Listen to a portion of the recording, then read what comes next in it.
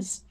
So, the title of our talk today is In the Presence of Fear. And I'm going to go back one more time to that lovely teacher that I found on Insight Timer, because during that meditation, she gave these little words of wisdom. When we write, we invite. So I'm going to encourage you. You know, I'm always filling out my journal while I'm listening to either Reverend Melinda or Reverend Charlene. So as we write, we invite. I encourage you to use your journal. So let's get started. The question for today's talk that was provided in the speaker notes is, what if fear isn't the enemy, but a guidepost toward deeper understanding? Fear is often seen as a threat to peace, but what if it's a teacher? In Science of Mind, on page 156, Ernest Holmes asks, but what is fear? And here's his answer. Nothing more nor less than the negative use of faith. It's faith misplaced. Faith misplaced. Fear is faith that got misplaced. And I'm going to go back. I think it was Reverend Melinda that gave us this little analogy of fear takes the driver's seat. So faith is no longer driving the car. It's in the back seat. Fear is misplaced. It's now in the driver's seat. And I really love that analogy. I'm using that in my life. So bear with me for a second, because I like this. This is straight from the CSL outline. But then I'm going to give you some personal eyewitness accounts from when someone or myself found themselves in the presence of fear. So here it is from the outline, and I don't think I could put this any better. So I'm going to read right from this. From the Science of Mind perspective, this statement, fear is faith that's misplaced, invites us to recognize that fear is not rooted in external circumstances. It's not out there, but it's in the creative power of our own beliefs. Our experience of fear arises not from an outward event, but from the meaning and reality we assign to the event, where? Right here in our consciousness. When we shift our attention from the fearful appearance to the truth of our spiritual nature, we reclaim our power. We reclaim our innate, divinely given power. Science of Mind teaches us that thoughts and beliefs create our reality. Therefore, by consciously choosing faith, love, and alignment with the infinite, we dissolve the seeming power of fear and affirm our connection to the divine presence within.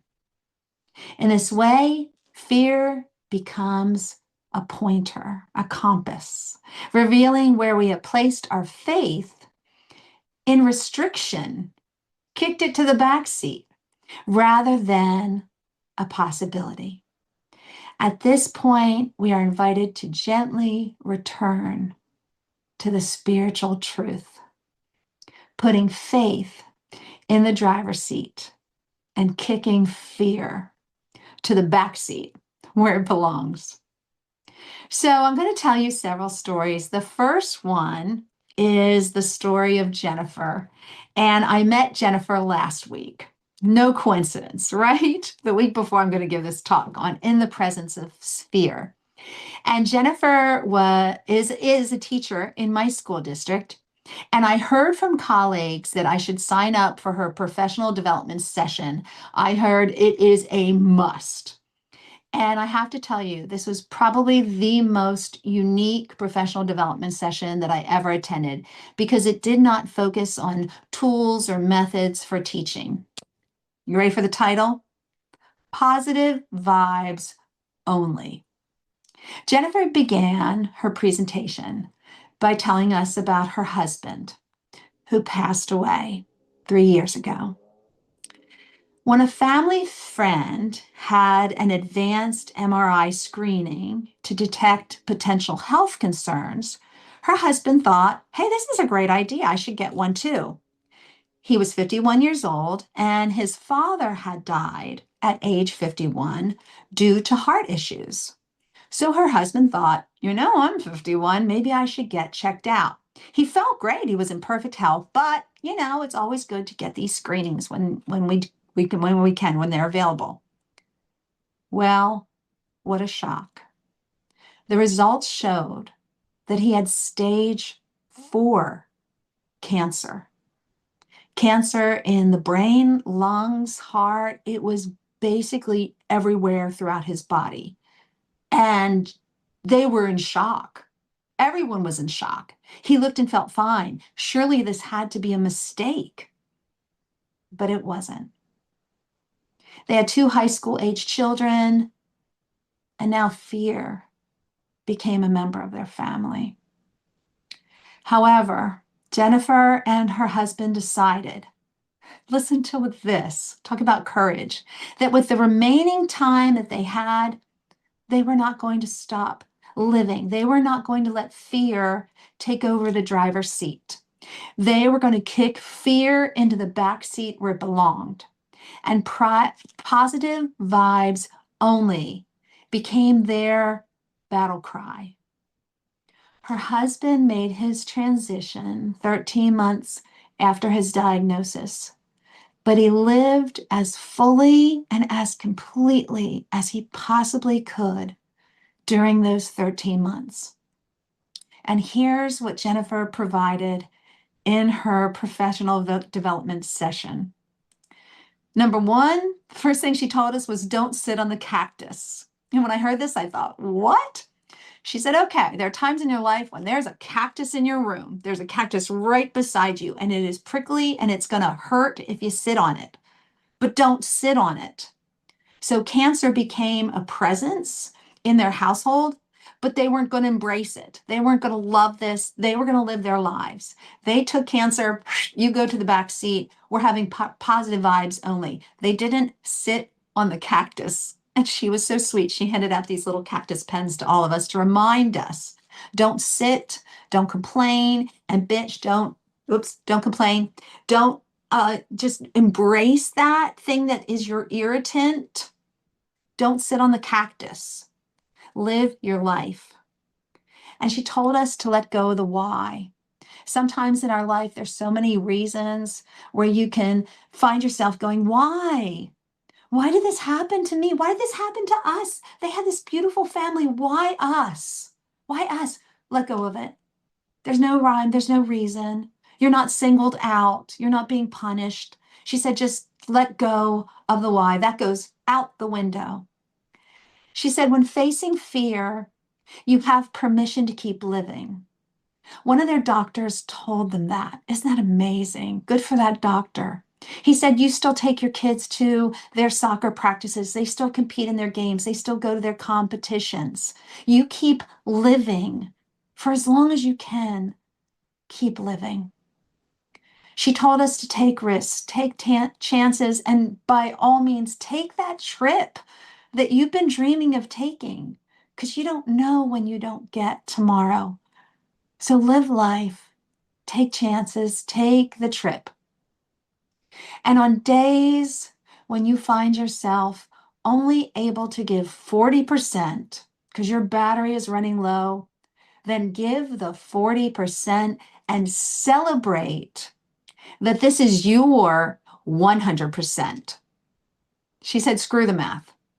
If there's only 40% that you can give that day, then you are giving everything you can. So you are giving 100%. I like that one too. And she ended with this. She said, I have bad moments, not bad days. It reminded me of something that somebody said to me once. You've already had your worst day. And Jennifer had already had her worst day. And I love how she and her family went through that. When they got the worst news, they said, nope, fear doesn't belong here. Fear is not becoming a member of our family. Positive vibes only. So when she said those words, I've had bad moments, not bad days. It immediately took me back to a time in my life when I could relate. I've had some bad moments, but not bad days. My bad day, my worst day, occurred in May 1995.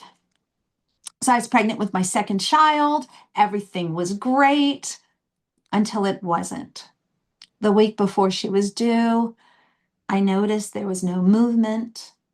I went to the hospital and I was told there was no heartbeat. And I remember saying to the nurse, something good will come out of this. This will not be her final moment.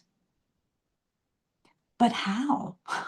I didn't know when I said those words, but I know that I spoke the spiritual truth. This will not be her last moment. So I had my rainbow baby about a year and a half later. And a rainbow baby is the term that we use after you experience the loss of a child, a stillbirth. A rainbow represents hope, right? So the next child is called your rainbow baby.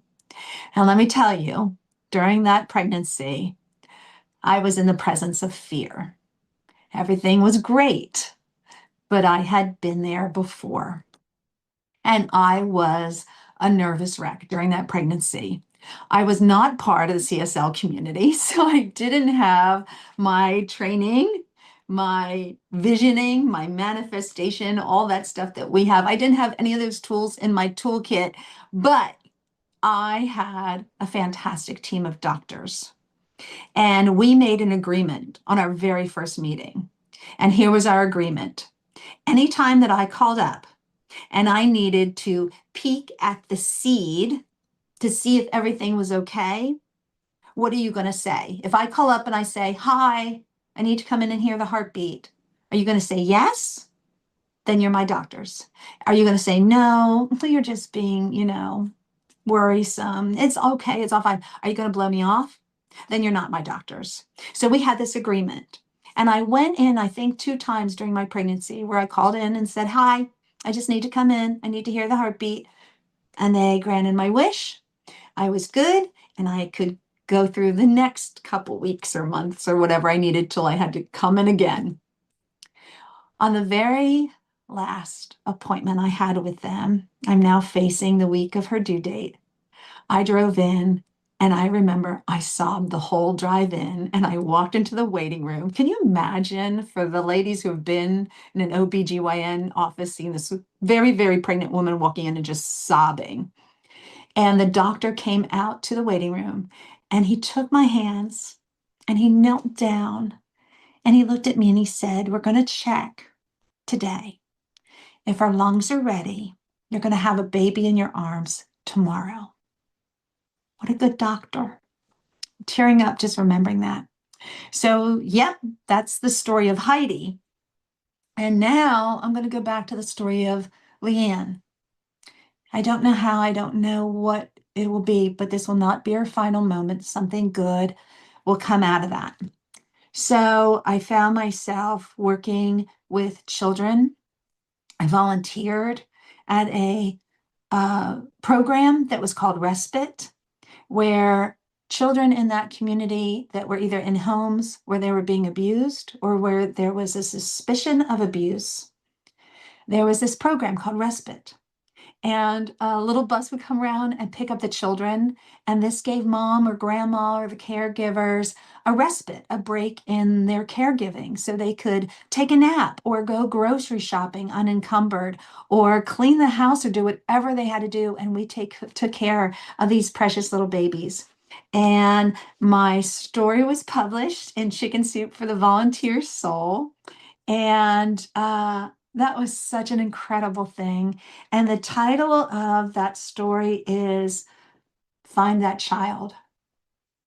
And what I wrote about was a story for grieving parents that sometimes you get the cactus. Your life gives you something that you were not expecting. And what can you do to honor that child? You find a child. You find a child that can receive your love. You can't braid your child's hair or go shopping for them for back to school, but you find that child. You find that child and you give them the love that you would have given to your child. And the chicken soup folks picked out a quote that is at the start of my story, but this is the one that I would have chosen if they had asked me. It's by C.S. Lewis. You can't go back and change the beginning, but you can start where you are and change the ending. So sometimes we find ourselves in the presence of fear, like Jennifer and her family, and they can't change. They could not change the beginning. I could not change the beginning, but you can change the ending of your story. So, in addition to my chicken soup book, I no longer work with respite. I am a full-time teacher. In addition to teaching, number one, I love the children that come into my classroom because I know that no matter how challenging they are, they're breathing and they are a blessing to their family. So I find that child and I greet them all with a smile. Am I happy sometimes at the end of the block when they walk away? Sure. But I always remember they are a divine gift. Also, I offer support to mothers online. I work with several groups who have a place where mothers can come to when they've experienced stillbirth or maybe they're pregnant with their rainbow babies. And I offer them support and love. So not only am I finding that child, I'm finding those mothers, because what do I have? What gift do I have? I have the gift of experience. And maybe, like the poem that I read at Leanne's memorial service, one of my favorite poems from Emily Dickinson, if I can stop one heart from breaking, I shall not live in vain. So when I help someone who's hurting, that's how I'm honoring Leanne. That's how I'm taking it and helping others and paying it forward. So the last story I have to share with you is the one that inspired me to talk today because Charlene said, oh, you got to share this with our CSL community. So this is a story of facing fear that I shared last month at my father's memorial service. And Charlene was present and she's like, yeah, you got to be the guest speaker in the near future. So I'm going to try to keep this as short as I can, but here's the one I've been promising you. So last year, July 13, 1925, here's my little notebook. I attended a workshop by Reverend Melinda called Letting Go and Letting In. And our first task was to write down a current need. And I wrote right here, Dad's care. That's what was on my mind. Did I mess up the years? 2025, July 13, 2025, 1 year ago.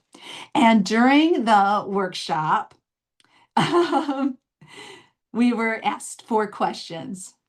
So, what is Spirit's highest vision of my life? And I did some writing. And what do I need to release? All focusing on Dad's care. What do I need to embrace? And what else do I need to know? And I'm going to turn, I'm a writer, right? So all my little scribbles, each question, and down here at the bottom, what else do I need to know?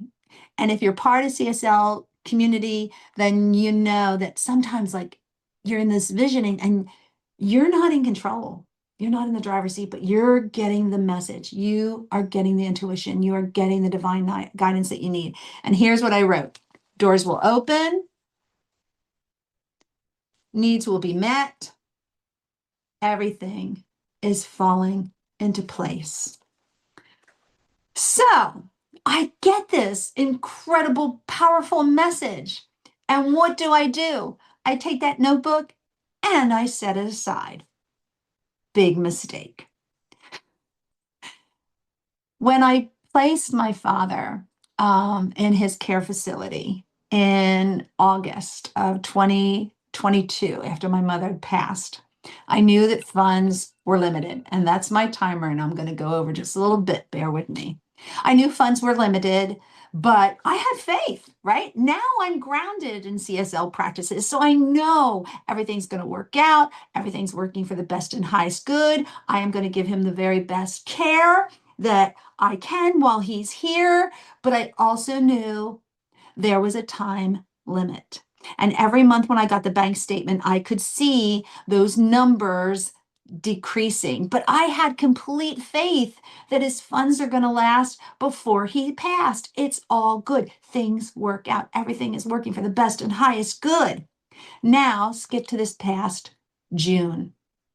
It's June 2026. And the funds now are getting critically low. And I am facing fear. Over the last year, I started picking up expenses, trying to make the funds stretch, but the money's running out. And I had just a few weeks to make some changes. It's a lot easier to move dad and do whatever I need to do when I'm not also grading papers. So I knew I had just these weeks over summer break to make a new plan for dad. And here's another notebook I'm going to show you. My list for this summer. What I want to accomplish this summer. And the first thing I wrote was dad. Don't look at the other words because those later were added. But dad in big capital letters, exclamation point, underlined. So there's a time limit. I've got to make a change before I return to school August 10th. I got to pull dad out of the care facility where he is. I've got to fill out all the paperwork for Medicaid. I have to switch him over, and this was not sitting well with me. Dad ended up in the hospital again at the end of June, which meant more bills are going to be arriving. I'm having phone conversations with a social worker. That ended up in my favor because I now have somebody who's going to help me navigate how am I going to make these changes for dad. I was even kicking around, am I going to bring dad down to Virginia? And oh my gosh, that meant a lot because his insurance is through Pennsylvania, and I was overwhelmed. Then I get a call from the hospital telling us that they're going to move dad to rehab, which is okay because he's been to that rehab center before. And again, this is how I got hooked up with a social worker who was helping me. Then one day I get a call. Dad took a turn for the worse. And there's a part of me that's going, oh, okay, here's this CSL training. Yeah, funds are running low. Dad's gonna leave. And that sounds really horrible and cruel, but dad's okay with this. And we've had 4 wonderful years. And my prayer all along was that dad leaves before the diabetes gets too bad in his legs. And I have doctors talking to me about amputation, or dad has glaucoma. And his greatest fear was that he would go blind one day. And I didn't want that to happen before he passed. And I just wanted dad to go peacefully. I didn't want this to be long and drawn out. So maybe this is it. Maybe this is everything is working out for the best and highest good. And then I get a call the next day saying, hey, dad rebounded. He's great. He went to physical therapy. He's doing wonderful. He's sitting up in the wheelchair. Do you want to talk to him? Yeah. Yeah. Because I didn't get a chance to talk to him the day before. But wait a second. I'm back where I am. Funds are running out. Okay. So I got to share with you. I panicked. I was in the presence of fear again. And I called Renee. And this is Renee S. And for those of you who are part of CSL Leesburg, you know Renee S. has this gift. And she can communicate with people on another plane. And I said, Renee, I got it. I need your help. I got to get a message through. If there's an exit ramp in front of Dad right now, I need him to take it. And she said, I can't do that. I can't control that. We can't um, decide these things. But she said, Tammy, I'm getting this message, and it's really strong. And it said, everything is falling into place. And I went, oh, that's good. That's what I need. I needed that reassurance. So I grabbed a Post-it note and I wrote, everything is falling into place. And after I got off the phone with Renee, I have a chalkboard in my dining room where I put quotes to inspire me. And it went right up on that chalkboard. Everything is falling into place. So I talked to Renee, and 4 days later, Dad made his transition.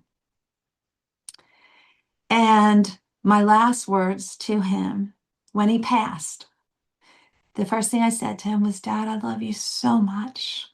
Always have, always will. And then I said, thank you. Because that really was, I feel like, his last gift to me. There's been more since then. But I felt like that parting was the right divine time. So after he passed, I'm cleaning up. I have things scattered all over my dining room table, really, really the paperwork for the Medicaid and all the insurance and blah, blah, blah, blah, blah. And I grabbed this notebook that I had been using so that when I'm talking to the nurses, I can jot down things. And what do I find when I'm looking through this notebook that I was just using to write down notes? The notes that I randomly grabbed, the notebook that I just randomly grabbed so I could jot down notes from the nurses, and I'm just leafing through it because what else is in this notebook? And I come across this. What? Dated July 13, 2025. What's my greatest fear, Dad? What's the message that I get in the visioning? Everything is falling into place. What? Wow. Wow. As we've been saying this last month, God winked at me. And doggone it, why'd I set that notebook aside? Oh my gosh. We get these messages and we forget in times of crisis. We let fear take over the driver's seat. We sit on the cactus. Oh my goodness. I think I have to keep this notebook out somewhere, right? Don't you agree? Where I see it on a regular basis and remind myself I'm always, always divinely protected, and so are you. So returning very shortly, quickly, I want to say to the talking points. There's 3 discussion points that were in the material from CSL Home Office. Number 1, we honor fear by listening without giving it the wheel. So we don't allow it to take over the wheel. We kick it to the back seat. We can say Silencio Bruno if you know that movie. We let faith drive. Fear, point number 2, deepens our capacity for compassion. And when I read those words, I thought about, yes, when we go through something, we have that gift. We can help others along the way because we now have that experience. So I'm going to ask you, how can you use your fear to help others once you get on the other side of it? And their talking point 3, fear invites creative growth. It teaches us to value vulnerability and courage and to honor these traits in others. Fear can unite us, energize us, embolden us to meet life's challenges and find creative solutions together. So there's an affirmation that I was given for this talk. I meet fear with curiosity, compassion, and courage. And remember what I said in the beginning, when we write, we invite. So the affirmation is, I meet fear with curiosity, compassion, and courage. So when there's a problem, write this down and keep that notebook handy. All is well. Everything is falling into place. Everything is working out for my best and highest good. I don't know how, but out of this situation, there will be only goodness, only good will be the result. I am safe. I am protected. I am blessed. I am loved. And I've got one more extra challenge. Since I'm a teacher, I can give homework assignments. I came across this recently and I absolutely love this. I wish I had known this sooner. I wish I had known this last summer because it would have been so perfect. Remember what I said, we can't go back to the past, but we can create a new ending, a new beginning. So here we go. This is, I don't want to tell you what it is first. Pick a date. Think of something that you're struggling with and pick a date 6 months from now, or perhaps a year from now. And you're going to mark it in your calendar. I didn't make this up. I should have, because this is what happened to me. But you mark it in your calendar and you title this day, Everything Worked Out Celebration Day. Everything worked out. Celebration day. And this is your everything is falling into place day. This is your day when those fears that you've been wrestling with today are just dust in the wind. With divine timing, with divine guidance, with complete faith that everything that you are seeking is also seeking you. Everything is falling into place. And watch how your mind starts acting like it's already on its way. Things that you cannot initially see are lining up.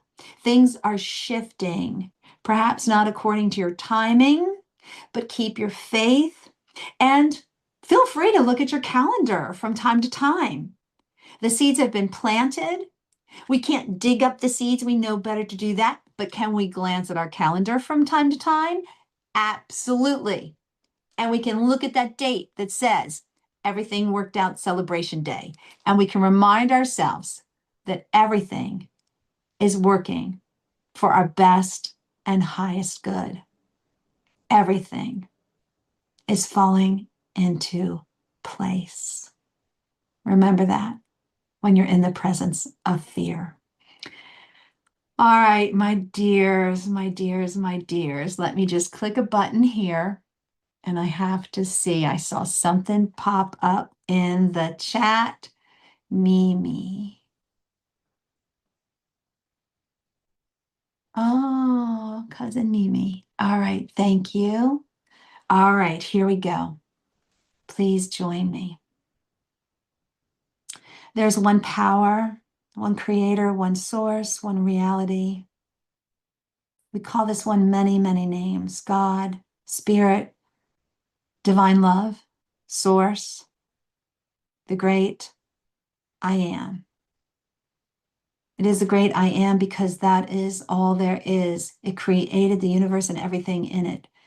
Every person, every leaf, every tree, every flower, every fish, bird, animal, it is life. If there is energy, there is a source. There is the source of all, the great I am. And since there is only one life, one power, one source, then there is nothing that is separate. There can be only one. There's no separation. So therefore, I am an expression of God. I am part of the great I am. I am divinely guided to perfect action at the right time with the right outcome in every aspect of my life. I am whole, I am perfect, I am complete just as I am and just as I am not. This is divine truth of who I am. Is the divine truth of who you are. I claim and I affirm that life is unfolding perfect for me right here, right now. I might be only able to see one side of the tapestry, but I know that the threads are weaving and moving in just the right way to make that beautiful masterpiece. And that beautiful masterpiece, that beautiful manifestation will be revealed when the time is right. I know that God expresses only infinite good. I know all I do is open up my mind to receive the good. There is only infinite love and peace and abundance and wisdom. And I declare with absolute certainty that right action, right timing, perfect clarity, intuition, wisdom are present at all times. I breathe in intuition and I breathe out doubt. The events of my days unfold with ease and move me closer and closer to the best possible outcome. Every choice and decision is leading me where I need to be at this time, in this now. And every challenge is a gift, an invitation to make me who I need to be so I am ready to receive all the goodness. I know this is the truth for me. I know this is the truth for Mimi and her family, and that the perfect caregiver is working its way to Mimi. How and when, who, we do not know at this time, but the divine knows. And the right person is finding Mimi, working his or her way to Mimi. And Mimi will be held up and loved by this caregiver and her family. We also know that there is divine right timing in the selling of Suze's home as she downsizes, that the right buyer is working his or her way to her with perfect timing, and it will be the perfect person. We don't want just any person to move into her former home. We need the right person to move in, and we know that is happening. We might not see it, just like we don't see the other side of the tapestry, but it is all in God's control. It is all divinely happening. And God is with Suze as she makes choices of what to take into her new home, taking only the things that best serve her and releasing things, physical things, spiritual things, emotional things that do not. Every challenge is a gift. And we know that we trust the process. I'm so grateful to live in this good, to witness the divine that is right here, right now, and is always, always with me. I know when I say these words, I am always here. I know the power of the words that I am speaking. And so I am grateful for my awareness and my understanding of the law. And I'm so, so thankful to be here with my friends, my creative thinkers, my problem solvers, my co-creators, this wonderful sacred community. And I know with absolute certainty that as I speak these words for myself, they are also true for everyone who is present, everyone who is listening, everyone, because everything is falling into place for me, for everyone, because we are all connected. I release my word into the law, knowing that even before I speak, it is already so. And I look forward to my celebration day, knowing that the wheels are already in motion. I am loved, I am saved, I am blessed. And so it is.